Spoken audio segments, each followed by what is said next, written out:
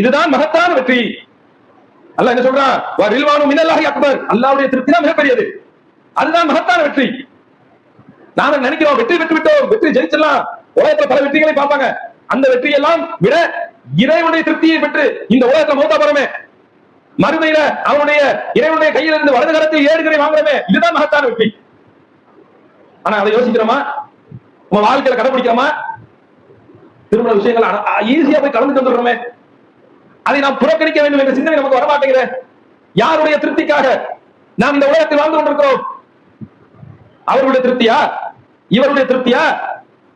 நாளை மறுமையிலே இந்த மனிதர்கள் எல்லாம் சிதறடிக்கப்பட்ட ஈசனை போட்டு பறந்து விடுவார்களே, யார் உங்களுக்கு பரிந்துரை செய்வா? உங்களுடைய விசாரணையை ஏற்று பார்த்தீங்களா? அப்ப நம்ம யாருடைய திருப்தியை எதிர்பார்த்து வாழ வேண்டும் என்பதை இந்த மனித சமுதாயம் மறந்து விட்டது என்பதை நாம் உணர்ந்தவர்களாக நம்முடைய வாழ்க்கையை நாம் நம்முடைய இறைவனுக்காக, மார்க்கத்துக்கு முரணான செயல் நடந்தால் அதை கண்டிக்கக்கூடியவர்களாக நாம் இருக்க வேண்டும். அதில் ஒருபோதும் கலந்து கொள்ளக்கூடாது. இது இறைவனுடைய கோபத்தை பெற்று தரக்கூடிய செயல். நீ என்ன வேணா என்னை பத்தி நினைச்சுக்கோ, என்ன வேணாலும் நீ என்னை பத்தி பேசிக்கோ, எனக்கு அதை பத்தி கவலை இல்ல. என்னுடைய இறைவன் என்ன நினைப்பான்? படைத்த இறைவன் இறைவன் கடமையாக்கிய ஜும்மா தொழுகையை நிறைவேற்றுவதற்காக கூடியிருக்கக்கூடிய நம் அனைவரின் மீதும் என்றென்றும் நின்று நிலவற்றுவாக என்று பிரார்த்தித்தவனாக இந்த உரையை ஆரம்பம் செய்கின்றேன். கண்ணியத்துக்குரிய எல்லாமல்ல அல்லாஹ்வின் நல்லடியார்களே, இன்றைய தினம் நாம் பார்க்க இருக்கக்கூடிய செய்தி, இறைவனுடைய பார்வையில் நீ யார்? இந்த உலகத்தில் மனித சமுதாயம் பல்கி பெருகி இருக்கின்றது. இந்த மனிதனுடைய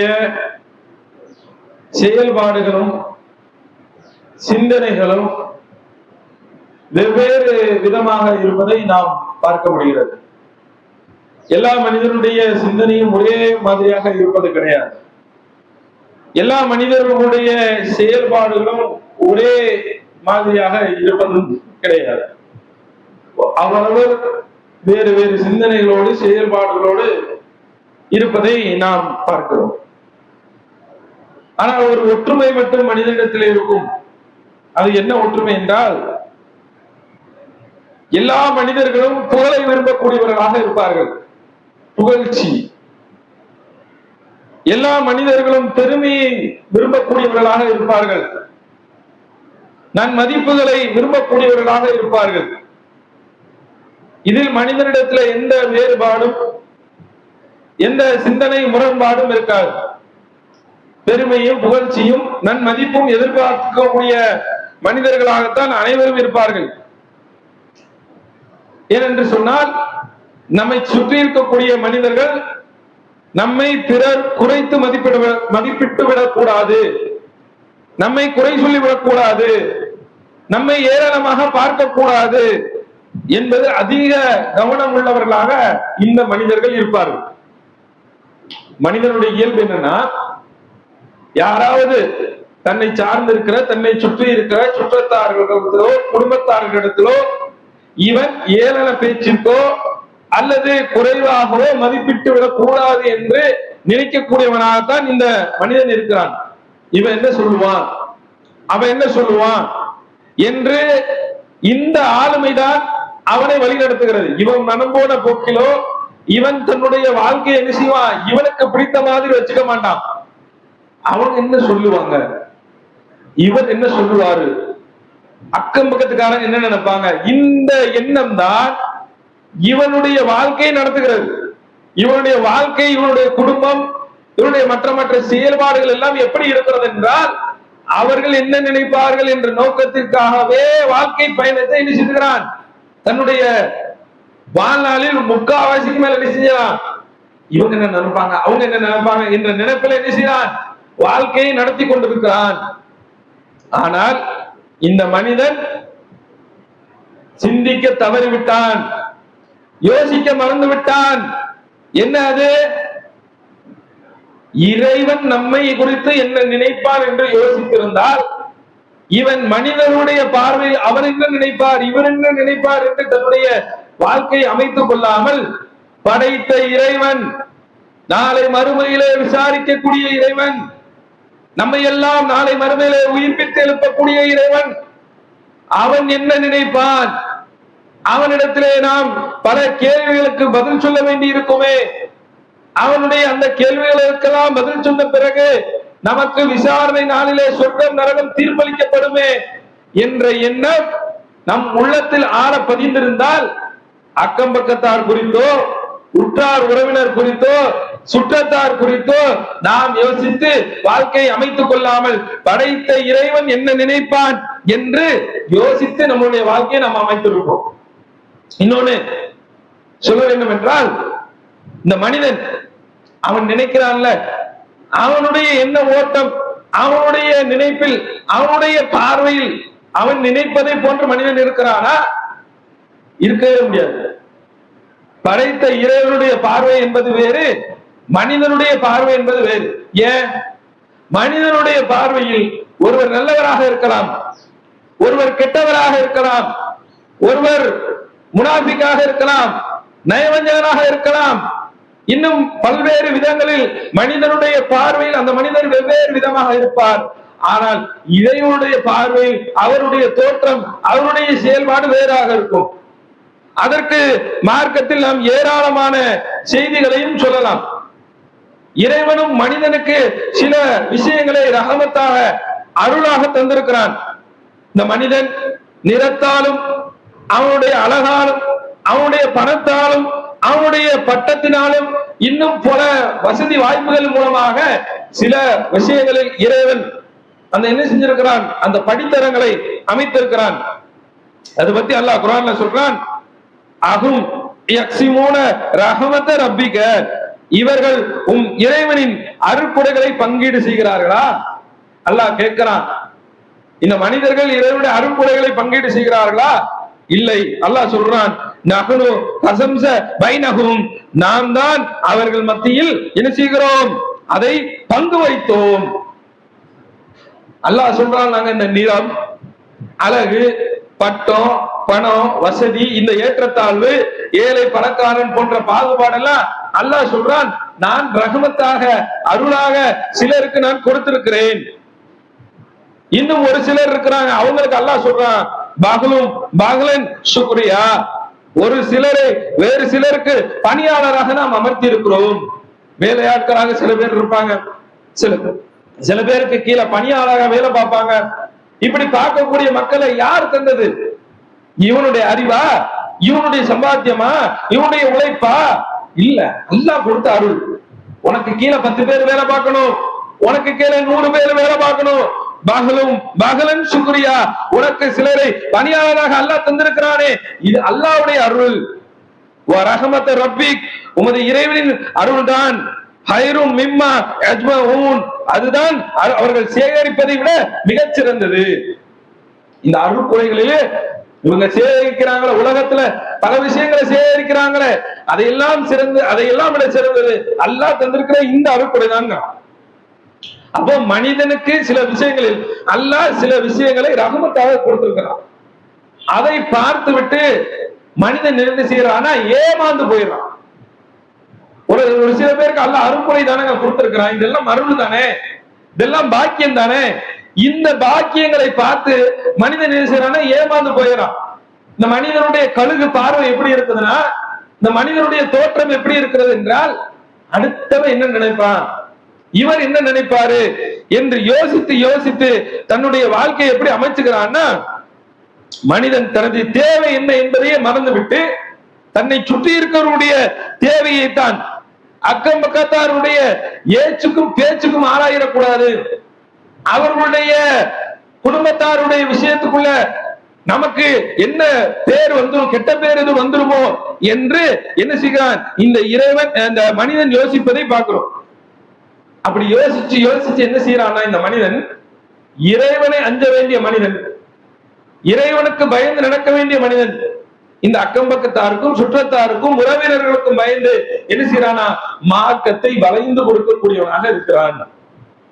இவன் பயப்பட வேண்டியது யார், இவன் அஞ்ச வேண்டியது யார் என்பதை மறந்து அவர் என்ன சொல்வாரு, அவர் நம்ம குடும்பத்தை பத்தி என்ன நினைப்பாரு, அக்கம் பக்கத்துக்காரங்க என்ன பேசிடுவாங்க என்ற சிந்தனை இவனுக்கு இறைவன் குறித்த அச்சத்தை என்ன செஞ்சிருச்சு, போக்கிருச்சு. அதனால்தான் அல்லாஹ் சொல்றான், பரிக்கும் மின்ஹும், அவர்கள் ஒரு பிரிவினர், யக்ஸவுன் நாஸ, மக்களுக்கு பயப்படுகின்றார்கள். மனிதனை பார்த்து பயப்படுறான். மனிதன்ல ஒரு கூட்டம் இருக்குப்பா, அவர்கள் எப்படி பயப்படுகிறார்கள் என்றால் ககச யதியல்லாஹ, அல்லாஹ்வை பயப்படுவது போல் பயப்படுறான். அல்லாஹ்வுக்கு எப்படி பயப்படுவானோ அதே போன்று மனிதர்களை பார்த்து பயப்படுறான். ஏன்? இவர் என்ன சொல்லுவாரு, இவர் நம்மளை பத்தி என்ன நினைப்பாரு, நம்ம எவ்வளவு பெரிய ஒரு இதுல இருந்து கொண்டிருக்கோம், நம்மளை பார்த்து இவங்க என்ன நினைப்பார்கள் என்ற எண்ணம், இந்த சக மனிதன் குறித்த பயம் அவன் என்ன செய்யுது, இறைவன் குறித்த அச்சத்தை போக்கி விடுகிறது. இறைவன் நாளை மறுமையிலே நம்மை விசாரிப்பானே என்ற அந்த சிந்தனையை நம்மிடத்திலிருந்து அகற்றி விடுகிறது. அதனால நம்மளுடைய வாழ்க்கையில இஸ்லாத்தை என்ன செய்ய முடியல, முழுமையாக கடைபிடிக்க முடியவில்லை. ஏன்? இஸ்லாத்தை முழுமையா கடைபிடிக்கிறதுனால என்ன வரும், எதிர்ப்பு வரும். எதிர்ப்பு காலகாலமாக இஸ்லாத்தில் இருந்ததுதான். இஸ்லாம் பார்க்காத எதிர்ப்பே கிடையாது. உலகம் படைக்கப்பட்டதிலிருந்து, இந்த மனித குலம் படைக்கப்பட்டதிலிருந்து தூதர்கள் மூலமாக ஒவ்வொரு தடவையும் மார்க்க செய்தி சொல்லப்படும் போதெல்லாம் எதிர்ப்பை மட்டும்தான் சந்தித்தது, விமர்சனங்களை சந்தித்தது. எதிர்ப்பிற்கும் விமர்சனத்திற்கும் அப்பாற்பட்டு இந்த மார்க்கம் வளரவே இல்லை. அப்ப நாம மட்டும் விமர்சிக்காம இருப்பாங்களா?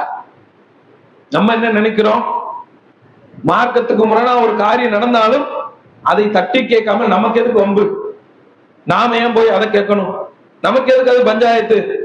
வீட்டுக்கு பக்கத்திலேயோ வீட்டுக்குள்ளேயோ நம்ம குடும்பத்தார்களுக்கு மத்தியிலோ மார்க்கத்துக்கு முரணாக அனாச்சாரங்கள் நடக்குது, பிதஅத் நடக்குது, ரசூலுல்லாஹ் இறைவனுடைய தூதர் சொல்லித்தராத காரியங்கள் நடக்குது, அதையெல்லாம் நாம் கண்டு காணாம போயிருவோம்.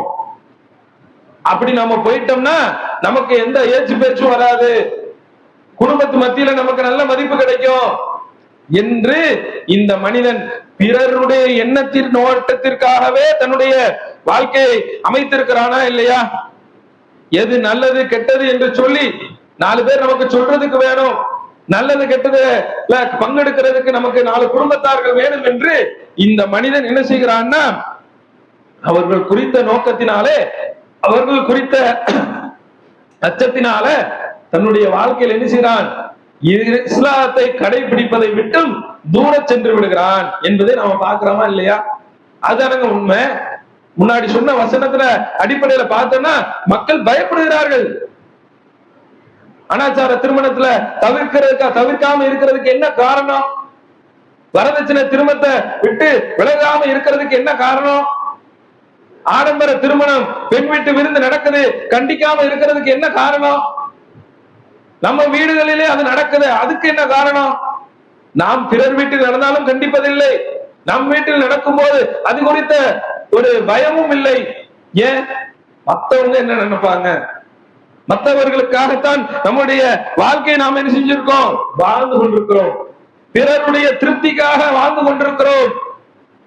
அக்காவுடைய திருப்தி, மாமாவுடைய திருப்தி, இன்னும் சுற்றத்தாருடைய திருப்தி, எங்க பெரியப்பா என்ன நினைப்பாரு, சித்தப்பா என்ன நினைப்பாரு, அண்ணன் என்ன நினைப்பான், தம்பி என்ன நினைப்பான், தங்கச்சி என்ன நினைப்பா என்று குடும்பத்தார்கள் என்ன நினைப்பார்கள், ஜமாத்தார்கள் என்ன நினைப்பார்கள், வட்டாரத்துக்காரர்கள் என்ன நினைப்பார்கள், ஊரார்கள் என்ன நினைப்பார்கள் என்று இவருடைய திருப்தியை நாடித்தான் நாம் பயணித்துக் கொண்டிருக்கிறோமே தவிர, படைத்த இறைவன் சொல்கிறான், ரில்வானு மினல்லாஹி அக்பர், அல்லாஹ்வின் திருப்தி தான் மிகப்பெரியது, தாலிக ஹுவல் ஃபௌஸுல் அலீம், இதுதான் மகத்தான வெற்றி. அல்லாஹ் என்ன சொல்றான், ரில்வானு மினல்லாஹி அக்பர், அல்லாஹ்வுடைய திருப்தி தான் மிகப்பெரியது, அதுதான் மகத்தான வெற்றி. நாம நினைக்கிறோம் வெற்றி பெற்று விட்டோம், வெற்றி ஜெயிச்சிடலாம். உலகத்துல பல வெற்றிகளை பார்ப்பாங்க, அந்த வெற்றியெல்லாம் விட இறைவனுடைய திருப்தியை பெற்று இந்த உலகத்துல மௌத்தா போறோமே, மறுமையில அவனுடைய இறைவனுடைய கையில் இருந்து வலது கரத்தில் ஏடுகிறை வாங்குறோமே, இதுதான் மகத்தான வெற்றி. ஆனா அதை யோசிக்கிறோமா? உங்க வாழ்க்கையில கடைபிடிக்கிறோமா? திருமண விஷயங்கள் ஈஸியா போய் கலந்துட்டு வந்துடுறோமே, அதை நாம் புறக்கணிக்க வேண்டும் என்ற சிந்தனை நமக்கு வரமாட்டேங்கிற. யாருடைய திருப்திக்காக நாம் இந்த உலகத்தில் வாழ்ந்து கொண்டிருக்கிறோம்? அவர்களுடைய திருப்தியா, இவருடைய திருப்தியா? நாளை மறுபேரே இந்த மனிதர்கள் எல்லாம் சிதறடிக்கப்பட்ட ஈசல்களை போட்டு பறந்து விடுவார்களே, யார் உங்களுக்கு பரிந்துரை செய்வா? உங்களுடைய விசாரணையை யோசிச்சு பார்த்தீங்களா? அப்ப நம்ம யாருடைய திருப்தியை எதிர்பார்த்து வாழ வேண்டும் என்பதை இந்த மனித சமுதாயம் மறந்து விட்டது என்பதை நாம் உணர்ந்தவர்களாக நம்முடைய வாழ்க்கையை நாம் நம்முடைய இறைவனுக்காக, மார்க்கத்திற்கு முரணான செயல் நடந்தால் அதை கண்டிக்கக்கூடியவராக நாம் இருக்க வேண்டும். அதில் ஒருபோதும் கலந்து கொள்ளக்கூடாது. இது இறைவனுடைய கோபத்தை பெற்று தரக்கூடிய செயல். நீ என்ன வேணா என்னை பத்தி நினைச்சுக்கோ, என்ன வேணாலும் நீ என்னை பத்தி பேசிக்கோ, எனக்கு அதை பத்தி கவலை இல்ல. என்னுடைய இறைவன் என்ன நினைப்பான், படைத்த இறைவன் குறித்து என்ன யோசிப்பான் என்ற சிந்தனை நமக்கு வர வேண்டும். அதனாலதான் அல்லாஹ் நிறைய இடங்கள்ல மனிதனுடைய பார்வை வேறு, இறைவனுடைய பார்வை வேறு. மனிதனுடைய பார்வை எப்படி இருக்கும்? மனிதன் இயல்பாகவே என்ன செய்வானா, வரட்டு கௌரவம் சொல்லுவாங்க, பெருமை. நாடகம் ஆடக்கூடிய மனிதர்கள், இந்த பெருமையும் இந்த நாடகம், கபட நாடகம் ஆடக்கூடிய மனிதர்கள் இருக்கலாம். பார்க்கலாம். எப்படி பார்க்கலாம்னா, வரட்டு கௌரவத்துக்காக வசதியே இல்லைனாலும் என்ன செய்வாங்க, கடன் வாங்கி வீட கட்டுவாங்க. கடன் வாங்கி தனக்கு சக்தியே இல்லைனாலும் என்ன செய்வாங்க, பரிசு கொடுப்பாங்க, அன்பளிப்பு கொடுப்பாங்க. அவர் நம்மளை பத்தி பெருமையா நினைக்கணும். சொந்தாருப்படுற மனுஷன் எப்படி செஞ்சுட்டு போயிருக்கான் பத்தியா, இப்படி 4 பேர் பேச வேண்டும் என்பதற்காக இவன் கீழ்நிலையில் இருந்தாலும் இவன் சக்திக்கு அப்பாற்பட்டு என்ன செய்வான், அதை செய்யக்கூடியவனாக இருப்பான். அது குறித்து அல்லாஹ் பேசுகிறான். ஒரு மனைவி இருக்கிறான். ஆனா ஆயிஷா கேட்கிறாங்க, ஒரு மனைவி சொல்றாங்க, தன்னுடைய கணவன் தனக்கு வழங்காத ஒன்றை, ஏதோ ஒண்ணு பொருள் வழங்காத ஒன்றை வழங்கியதாக அவர் சொல்றாரு, இது குறித்து உங்களுக்கு கருத்து என்ன அப்படின்னு ரசூலுல்லாஹ் கேட்டார். அப்ப அல்லாஹ்வுடைய தூதர் அவங்க சொல்றாங்க, அவர் 2 ஆடைகளையும் இழந்தவரை போன்றாவார், போலியான ஆடையை அணிந்தவர் போன்றாவார். அப்படின்னா அவர் ஒரு நிர்வாணிக்கு சமம், அப்படித்தானே? அந்த மாதிரி ரசூலுல்லாஹ் கொடுத்ததை கொடுக்காததாக, பெற்றுக்கொண்டதாக சொல்லக்கூடிய அந்த பெருமைக்காக இப்படி செஞ்சார் அப்படி செஞ்சார் அப்படின்னு சொல்லுவாங்கல்ல, அந்த பெருமைக்காக யார் அப்படி பேசுறாங்களோ அது ரொம்ப மட்டமான செயல் அப்படிங்கிறாங்க. அதே மாதிரி 3 பேர் அல்லாஹ் குறித்து பேசுறான். இவர்களை குறித்து நான் பேச மாட்டான், அல்லாஹ் பேசவும் மாட்டான் மறுமையில, அவர்களை தூய்மைப்படுத்தவும் மாட்டான். அது யாரு? வயது முதிர்ந்த நிலையிலும் விபச்சாரம் செய்யக்கூடிய ஒரு மனிதன். இவன் அல்லாஹ் என்ன செய்ய மாட்டான், நாளை மறுமையிலே பார்க்கவும் மாட்டான், தூய்மைப்படுத்தவும் மாட்டான். இன்னொன்னு யாரு? பொய் சொல்லக்கூடிய அரசன். 3வது யாரு? ஏழையாக இருப்பான். அந்த ஏழையா இருந்தாலும் அந்த ஏழையா இருக்கக்கூடிய நேரத்தில் அவன் பெருமை அடிப்பான். தான் என்னமோ பெரிய பணக்கார மாதிரியும் அந்த மாதிரி ஒரு பில்டப் பண்ணுவாங்க, பெரிய லெவல்ல தன்னை. ஆனா அவர் இருக்கிறது பாத்தீங்கன்னா பெரிய பின்தங்கிய நிலையில இருப்பாரு. ஆனா ஒரு பெரிய ரேஞ்சில் அவர் என்ன செஞ்சிருப்பாரு, பில்டப் பண்ணி வைப்பாரு. அந்த மாதிரி மனிதர்கள் நாடகம் ஆடக்கூடியவர்களாக இருக்கிறாங்க. நற்செயலுக்காக என்ன செய்வாங்கன்னா, நற்பெயருக்காக நல்ல அமல்கள் செய்வாங்க. பிறர் தன்னை பாராட்ட வேண்டும், அவங்க நம்மளை தூக்கி பிடிக்கணும், நம்மளை வசதி சொல்லணும் அப்படிங்கிறதுக்காக என்ன செய்வாங்க, அமல்கள் செய்யக்கூடிய மூலம் பார்க்கலாம். அது குறித்து கூட அல்லாஹ் பேசுறான், வயலுலில் முஸல்லீன், தொழுகையாளிக்கு கேடுதான். ஏன் தொழுகையாளிக்கு எதுக்குங்க கேடு வரணும்? அல்லதீனஹும் அன் ஸலாத்திஹிம், அவன் என்ன செய்யறான், தொழுகையில அலட்சியமாக தான் இருக்கிறான். அல்லதீனஹும் யுராஊன், பிறருக்கு காட்டுவதற்காக தொழுகிறான். பாத்தியா எப்படிப்பட்ட ஆளு தெரியுமா, சரியான தொழுகையாளி, பெரிய இபாதத்துசாலி, இவர் எப்படிப்பட்டவர் என்று என்று புகழ வேண்டும் என்பதற்காக சில பேர் அமல் செய்வோம். அந்த அமல் குறித்து அல்லாஹ் என்ன செய்யறானா, மாலை மறுமையில யார் விளம்பரத்திற்காக அமல் செய்கிறானோ அவனை என்ன செய்வான், நாளை மறுமையில அல்லாஹ் விளம்பரப்படுத்துவான். எப்படிப்பட்ட மனிதனுடைய பார்வையில இவர் பெரிய வணக்கசாலிப்பா, எப்படி தொழுறாரு, என்னமா குர்ஆன் ஓதுறாரு, என்னமா வணக்க வழிபாடுகள் ஈடுபடுறாரு. ஐயோ, பொருளாதாரத்தை அள்ளி அள்ளி கொடுக்கிறாரு, பெரிய கொடை வள்ளல் அப்படின்னு நம்ம நினைப்போம். ஆனா அவர் எப்படி இருந்திருப்பாரு? இறைவனுடைய பார்வையில் விளம்பரத்திற்காக செய்திருப்பார். மனிதனுடைய பார்வை என்பது வேறு, இறைவனுடைய பார்வை என்பது வேறு. எல்லாம் அறிந்த இறைவனுடைய பார்வை என்பது வேறாகத்தான் இருக்கும். வெளிப்படையான செயல்களை வைத்து நாம் சில விஷயங்களை முடிவெடுத்துருவோம். அதுக்கும் பல உதாரணங்களை சொல்லலாம்.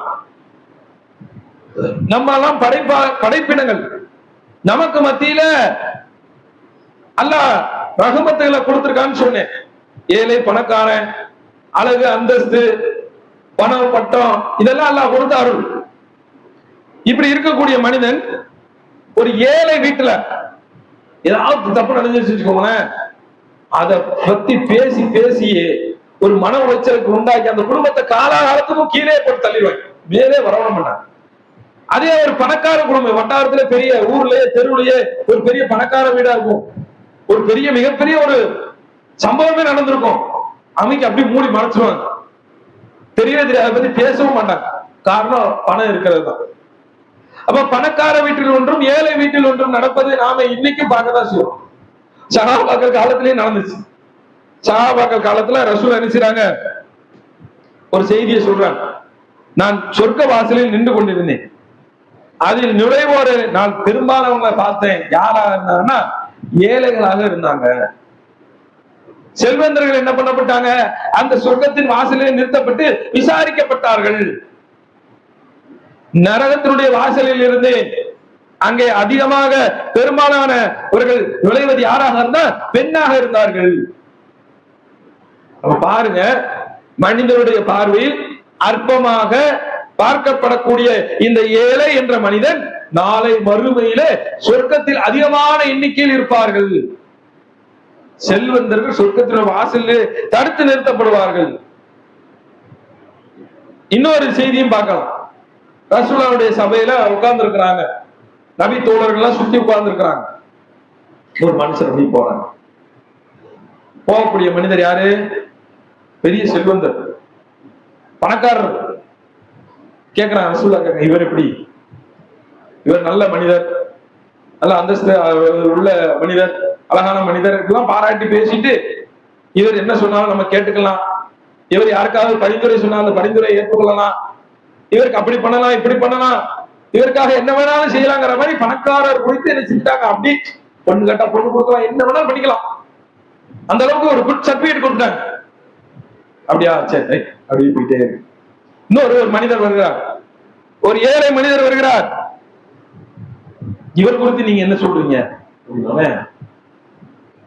அங்க சொல்லுகிறார் சஹாபாக்கள், இவர் எது சொன்னாலும் நம்ம கேட்க கூடாது, இவர் யாருக்காவது ரெக்கமெண்ட் பண்ணா அதையும் நம்ம ஏத்துக்க கூடாது, இவர் பொண்ணு கேட்டா பொண்ணு கொடுக்க கூடாது என்று அவர் குறித்து மட்டமான செய்திகளை அப்படியே சொல்றாங்க. உடனே ரசூலுல்லாஹ் சொல்றாங்க, நீ சொன்னியே அல்லாஹ்வுடைய பார்வையில இவர்கள் எப்படிப்பட்டவர்கள் தெரியுமா? நீ ஒருத்தருக்கு சர்டிபிகேட் கொடுத்த அவர்கள் எப்படிப்பட்டவர்கள், நீ ஒருத்தருக்கு கீழ்நிலையில ஒரு மட்டமான ஒரு சான்றிதழ் கொடுத்திய அவர்கள் எப்படிப்பட்டவர்கள் என்பதை அல்லாஹ்வுடைய தூதர் அவர்கள் சொல்கிறார்கள். இந்த சொன்னியே அந்த வசதி படைத்த அந்த மனிதரை போன்று பூமி நிறைய நிரம்ப பேர் இருந்தாலும் அவர்களை விட செல்வந்தர்கள் பூமி நிறையங்க, பூமி நிறைய செல்வந்தர்கள் இருந்தாலும் இந்த ஏழை அவரை விட சிறந்தவர். நம்மளுடைய பார்வையில் யார் பெரிய ஆளா தெரிஞ்சா? இன்னைக்கும் பாருங்க, ஏரியால பெரிய ஆள்னா அவரைத்தான் போய் கூறு போடுவாங்க, அவர்கிட்ட போய் பேசி அவரை மதிப்பு பண்ணி தாஜா பண்ணி கைக்குள்ள வச்சுக்கிட்டு. அதே ஒரு ஏழைட்ட அப்படி போய் பேசுவோமா? அவன் நம்மள்கிட்ட பேசட்டும், அவனுக்கு தேவைன்னா நம்ம கிட்ட வரட்டும் என்ற நோக்கம் தான் அதிகமாக இருக்கிறதை நாம் பார்க்கிறோம். அதே மாதிரி இன்னொரு சம்பவத்தையும் பார்க்கலாம். மக்களுடைய பார்வையில இவர் சொர்க்கவாதி, அப்பா என்னமா அமல் செய்யறாரு, என்னமா காரியங்கள் இபாதத்துகள், அப்பா இப்படியா தாவா அப்படின்னு சொல்லக்கூடிய அளவுக்கு மக்கள் மத்தியில அப்படி பெரிய சொர்க்கவாதியுடைய இவர் நிச்சயமாக சொர்க்கவாதி தான் என்று சொல்லக்கூடிய அளவுக்கு அமல்களை அப்படி செய்யக்கூடிய மனிதர். அந்த மாதிரி ஒரு சம்பவம் தான் ரசூலா காலத்துல நடக்குது. இப்பவும் நாம பேசுவோம். ஒரு மனிதர் போர்க்களத்துல பங்கெடுக்கிறாரு. அந்த போர்க்களத்தில் பங்கெடுத்த மனிதர் என்ன செய்யறாரு? பயங்கரமா சண்டை போடுறாரு. மக்கள்லாம் பேசுகிறாங்க, இன்னைக்கு இவரை மாதிரி யாருமே நம்ம கூட்டத்துல சண்டை போட்டதே இல்லைங்க. என்னமா சண்டை போட்டு எதிரிகளை வீழ்த்தி தூக்கி எரிஞ்சிட்டாரு அப்படின்னு சொல்லி பேசிக்கிட்டு இருக்கும்போது, இவர் நிச்சயமா சொர்க்கவாதியா தான் இருப்பாரு அப்படின்னு பேசுறாங்க. சொன்னாங்க இவர் நரகவாதி அப்படின்றாங்க. மக்களுக்கு ஒரே ஆச்சரியம். உடனே ஒரு நபித்தோழர் என்ன பண்றாருன்னா, நான் இது குறித்து ஆராய்ந்து வருகிறேன், ரசூலா இப்படி சொல்லிட்டாங்களே, நான் இது குறித்து என்னன்னு நான் உன்னிப்பா கவனிச்சுட்டு வரேன்னு சொல்லிட்டு அந்த மனிதர் பின்னாடியே போறாங்க. அவருக்கு சண்டை போடுறாரு. அவருக்கு ஒரு கட்டத்துல காயம் ஏற்படுது. காயத்தினுடைய வேதனை தாங்காமல் விரைவாக தன்னுடைய உயிரை மாய்த்து கொள்ள வேண்டும், உயிர் ரூபு ஜல்தி சீக்கிரமா போக வேண்டும் என்பதற்காக என்ன செய்யறாருன்னா, வாழை கீழே வச்சு அந்த முனையில என்ன செஞ்சாரு, குத்தி தற்கொலை செஞ்சு போறாரு. தற்கொலை செஞ்சவங்களுக்கு என்ன நரகம் தான். இப்ப ரசூலுல்லாஹ் சொன்னது உண்மையா போச்சா இல்லையா? மக்களுடைய பார்வையில் சொர்க்கவாதியாக தெரிந்த மனிதர் இறைவனுடைய பார்வையில் இறுதியாக நரகவாதியாக மாறிட்டாரே. அப்ப நாம இறைவனுடைய பார்வையில் இல்லையா? நாம் இறைவனுடைய பார்வையில் என்னவாக இருக்கிறோம்? இந்த உலகத்தில் மனிதர்களுடைய திருப்தியை எதிர்பார்த்து வாழ்ந்து கொண்டிருக்கக்கூடிய நாம் படைத்த இறைவனுடைய திருப்திக்காக என்ன செய்தோம்? இறைவன் நாளை மறுமையில விசாரிப்பானே, என்னுடைய வாழ்க்கை குறித்து கேள்வி கேட்பானே, என்னுடைய அமல் குறித்து கேள்வி கேட்பானே, என்னுடைய நடத்தை குறித்து கேள்வி கேட்பானே என்ற எண்ணம் நம்முடைய உள்ளத்தில் ஆழ பதிந்திருந்தால் நாம் என்ன செஞ்சிருப்போம்? என்னுடைய வாழ்க்கையை பிறருடைய திருப்திக்காக இல்லாமல் படைத்த இறைவனுடைய திருப்திக்காக நாம் மாற்றி அமைத்திருப்போம். சரியான முறையில் இறைவன் சொன்ன கட்டளைகளை, தூதர் மூலமாக வந்த அறிவுரைகளை, போதனைகளை நம்முடைய வாழ்க்கையில் நாம் பின்பற்றி இருப்போம். எனவே நம்முடைய வாழ்க்கையில் நாம் யாரை பின்பற்ற வேண்டும், யாரை பின்பற்றி யாருடைய திருப்தியை பெற வேண்டும் என்பதை நம் உள்ளத்தில் ஆழ பதிய வைத்துக் கொள்ள வேண்டும்.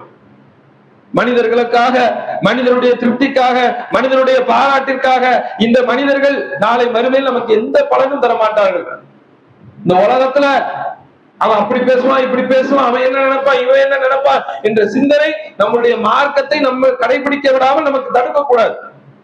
யார் என்ன நினைச்சா எனக்கு என்ன?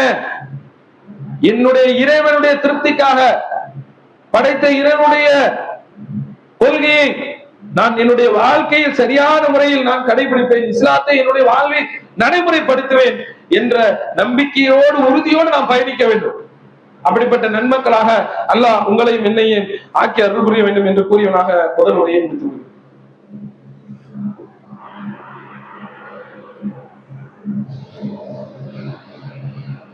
அல்ஹம்துலில்லாஹ். அன்பார்ந்த சகோதரர்களே, படைத்த இறைவன் மத்தியில் அவனுடைய பார்வை என்ன, மனிதர்களுடைய பார்வை என்ன என்ற அடிப்படையில் முதல் உரையில் சில செய்திகளை பார்த்தோம். அந்த அடிப்படையில் அதனுடைய தொடர்ச்சியாக மாயிஸ் பின் மாலிக் என்று சொல்லக்கூடிய ஒரு நபித்தோழர் மனிதர்களுடைய பார்வையில் ஒரு மட்டமான செயலை செஞ்சுட்டார், தவறான ஒரு மானக்கேடான காரியத்தை செஞ்சுட்டார். அப்படி செஞ்ச பிறகு அல்லாஹ்வுடைய தூதர்கிட்ட வராங்க, யார் ரசூலல்லாஹ், நான் ஒரு தவறை செஞ்சுட்டேன், தண்டனைக்குரிய குற்றத்தை செஞ்சுட்டேன், எனக்கு தண்டனை நிறைவேற்றுங்க அப்படின்னா. ரசூலுல்லாஹ் சொல்றாங்க, போப்பா நீ ஏதாவது ஒரு தெரியாம ஏதாவது நடந்திருக்கும், அந்த அளவுக்கு பெருசா நடந்திருக்காது, நீ போன்னு சொல்லி திருப்பி அடிச்சாங்க. மீண்டும் திரும்ப வருகிறார் மாயிஸ் அவர்கள், திரும்ப வருகிறார்கள், யார் ரசூலுல்லாஹ், நான் தவறு செய்து விட்டேன், மானக்கேடான காரியத்தை செஞ்சுட்டேன், எனக்கு தண்டனை நிறைவேற்றுங்க அப்படின்னா. உடனே நபி ஸல்லல்லாஹு அலைஹி வஸல்லம் அவங்க கூட்டத்தார்ட்ட விசாரிக்கிறாங்க, என்னப்பா இவர் வந்து இந்த மாதிரி பேசுறாரு, இவருக்கு எதுவும் மூளைக்குள்ள குழம்பி போச்சா, நல்லா இருக்காரா என்று கேட்கிறாங்க. அவங்க குடும்பத்தார் சொல்றாங்க, இல்ல அவங்க நல்லாதான் இருக்கிறாங்க, அவங்களுக்கு எந்த பிரச்சனையும் இல்லை அப்படின்னு சொல்றாங்க. மீண்டும் ஆயிஷா அவர்கள் மறுபடியும் வந்து கேட்கிறாங்க, நான் தப்பு செஞ்சுட்டேன், மானக்கேடான ஒரு காரியத்தை செஞ்சுட்டேன், எனக்கு தண்டனை நிறைவேற்றுங்க. அப்படிங்கிறார். இப்படியே 3-4 தடவை அவர் திரும்ப அனுப்பப்பட்டு ஒரு கட்டத்தில் என்ன செய்யப்படுகிறார், அவர் தண்டனை நிறைவேற்றப்படுகிறார். அதே மாதிரி ஹாமிதியா குடும்பத்தை சேர்ந்த ஒரு பெண்மணி, அவங்களும் என்ன செஞ்சிட்டாங்க, ஒரு தவறான செயலை செய்ததாக சொல்லி இறைவனுடைய தூதரிடத்துல வந்து எனக்கு தண்டனை நிறைவேற்றுங்க, நான் ஒரு தவறு செய்து விட்டேன், அதன் சாட்சியாக என் கையில ஒரு குழந்தை இருக்குது, குழந்தை வயிற்றுல இருக்குது அப்படின்னு சொல்லி அதை சொல்றாங்க, நான் கர்ப்பமா இருக்கிறேன். அப்ப அல்லாஹ்வுடைய தூதர் சொல்றாங்க, நீங்க போய் அந்த குழந்தையை பெற்றெடுத்து விட்டு வாங்க அப்படின்னா. குழந்தையை பெற்றெடுத்து வந்த பிறகு மீண்டும் நபி ஸல்லல்லாஹு அலைஹி வஸல்லம் சொல்றாங்க, பால்குடி காலம் முடிந்த பிறகு வாங்க அப்படிங்கிறாங்க. மீண்டும் பால்குடி காலம் முடிந்த பிறகு திட உணவை உண்ணக்கூடிய நிலைமையில அந்த பெண்மணி செய்றாங்க, அந்த குழந்தையை கொண்டு வராங்க. இப்போ எனக்கு தண்டனை நிறைவேற்றுங்கள் அப்படிங்கிறாங்க. அவர்கள் சொல்வது போன்று தண்டனை நிறைவேற்றப்படுகிறது. காலித் ரலியல்லாஹு அவங்க என்ன செய்யறாங்கன்னா, அவர்களுக்கு தண்டனை நிறைவேற்றுவதற்காக அவர்கள் என்ன செய்றாங்க, கல்லெடுத்து அடிக்கிறாங்க. அடிக்கும் போது அந்த ரத்தம் அவர்களுடைய உடம்பில் தெரிக்கிறது. அப்போது காலித் ரலியல்லாஹு அவர்கள் சொல்லுகிறார்கள், என்ன சொல்கிறாங்க, ஒரு மானக்கேடான தவறான நடத்தையில் உள்ள பெண்மணியுடைய ரத்தம் என் மீது தெரித்து விட்டது என்று அருவருப்பு பண்றாங்க, பயங்கரமா பேசுறாங்க. அப்ப அல்லாஹ்வுடைய தூதர், காலிதே இப்படி பேசாதீங்க, இப்படி சொல்லாதீங்க, உங்களுடைய பார்வையில் தவறாக நடந்த இந்த பெண்மணி, உங்களுடைய பார்வையில் மட்டமாக இருக்கக்கூடிய இந்த பெண்மணியினுடைய இந்த பாவ மன்னிப்பு என்பது அல்லாஹ்வுடைய பார்வையில் எப்படி இருக்கு தெரியுமா, இறைவனுடைய பார்வையில் எப்படி இருக்கு தெரியுமா, ஒரு பொது நிதியை மோசடி செய்திருப்பாரு, அவருக்கு கூட மன்னிப்பு கிடைக்கக்கூடிய அளவுக்கு இந்த பெண்மணி ஒரு மிகச்சிறந்த பாவ மன்னிப்பை தேடிவிட்டார். இறைவனுடைய பார்வையில் எவ்வளவு அந்தஸ்து. யாரையும் நாம் குறைத்து மதிப்பிட முடியாது, யாரையும் நாம் தாழ்வாகவும் நினைக்க கூடாது, யாரையும் உயர்ந்தவராகவும் கருதக்கூடாது. அவரவர் செய்யக்கூடிய செயல்பாடுகள் அமல்கள் என்பது இறைவனிடத்திலே நமக்கு என்ன கிடைக்கும், இறைவனுடைய திருப்தி நமக்கு எப்படி இருக்கும், இறைவன் நம்முடைய திருப்திக்காக செய்யக்கூடிய அமல்களை எவ்வாறு ஏற்றுக்கொண்டானா ஏற்றுக்கொள்ளவில்லையா, நாளை மறுமையிலே நமக்கு என்ன நடக்கும் என்பது குறித்து யோசனை மனிதன் இருக்க வேண்டும். அவருக்காக இவருக்காக என்று நம்முடைய வாழ்க்கையை நாம் அமைத்துக் கொள்ளக்கூடாது. சொந்த பந்தங்களுக்காக, உற்றார் உறவினர்களுக்காக, நண்பர்களுக்காக என்று வாழ்க்கையை மனம் போன போக்கில இன்னைக்கு அமைத்துக் கொண்டிருக்கிறார்களா இல்லையா? இஸ்லாமியர்களாகத்தான் இருக்கிறார்களா? அல்லாஹ் சொன்ன மார்க்க அடிப்படையில் தான் பயணிக்கிறார்களா என்றால் நம்மிடத்திலே பல பேரிடத்திலே வரக்கூடிய விஷயம் என்னவென்றால் கேள்விக்குறிதான். அந்த நிலைமையில் தான் நாம் என்ன செய்து கொண்டிருக்கிறோம், பயணித்துக் கொண்டிருக்கிறோம். அல்லாஹ் உங்கள் தோற்றங்களையோ உங்கள் செல்வங்களையோ பார்ப்பதில்லை, மாறாக உங்களுடைய உள்ளங்களினுடைய செயல்களை தான் அல்லாஹ் பார்க்கிறோம். உள்ளத்தில் இருக்கக்கூடிய உள தூய்மை, அந்த இக்லாஸ், அந்த மன தூய்மை தான் அல்லாஹ் பார்க்கிறான். மன தூய்மையோடு நாம் அமல்கள் செய்யும் போது அல்லாஹ்விடத்திலே உயர்ந்த அந்தஸ்துகளை பெற முடியும். மனிதனுடைய திருப்தியை எதிர்பார்க்காமல் இறைவனுடைய திருப்தியை எதிர்பார்த்தவராக நம்முடைய வாழ்க்கையை நாம் அமைத்துக் கொள்ள வேண்டும். அவருக்காக இவருக்காக பிறருக்காக மற்றவருக்காக என்று வாழ்க்கையை நாம் இறைவன் சொன்ன அடிப்படையில் வாழாமல் விட்டுவிட்டோம் என்றால் நம்முடைய மறுமை வாழ்க்கை என்பது மிகப்பெரிய நெருக்கடியாக அமைந்துவிடும். அப்படிப்பட்ட நிலையிலிருந்து அல்லாஹ் உங்களையும் என்னையும் பாதுகாக்க வேண்டும் என்று கூறியவனாக என்னுடைய உரையை முடித்துக் கொள்கிறேன். வாஹிதவான அல்ஹம்துலில்லாஹி ரப்பில் ஆலமீன்.